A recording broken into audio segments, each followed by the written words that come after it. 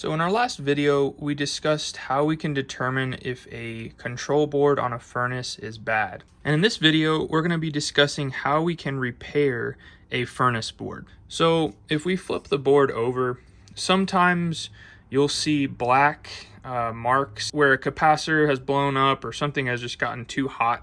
Believe it or not, a dirty filter can cause one of these boards to go bad. Now I'm going to show you a close-up of these solders and tell me if you can see the issue as I go down through here on this board.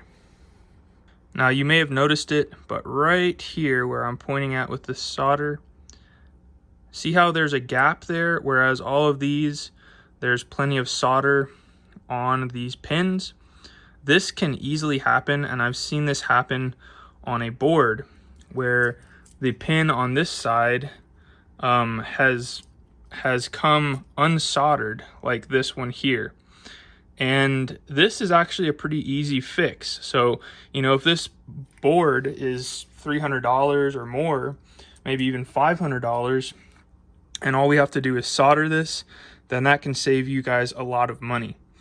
So I'm going to show you how to do this and what we're going to need. So this is the first thing that we're going to need is tin lead rosin core solder wire. I'll put a link to this in the description. It's very cheap. And the next thing that we're going to need is a soldering iron. Now mine's a pretty heavy duty. It heats up very quick, but you can use just about any soldering iron.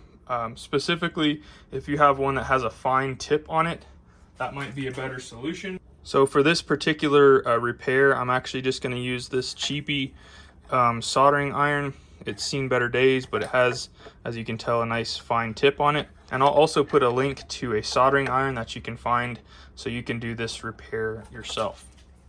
So we're just going to let our soldering iron heat up first until it's nice and hot.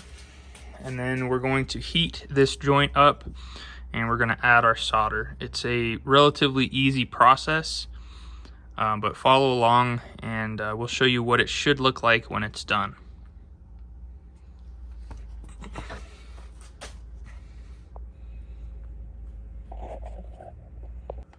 Alright, so our soldering iron is heated up. Now what we're going to do is we're going to put this on the pin to where it's hitting the pin and the metal that's around it right here.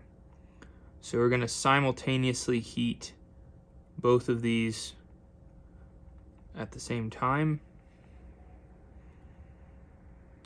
And once this fully warms up, you'll start to see the solder kind of change.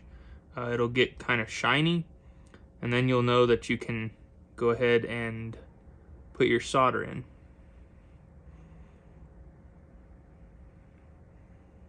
See how it sucked it up just like that? That's what we're after right there. I'm going to heat it up a little bit more right here. Put a little bit more solder on it, just like that. Beautiful. So let me give you a close-up here. So hopefully you guys can see that all right. But basically, this solder is pulled up around the pin. It's fully making contact between the pin and this circuit where it's going.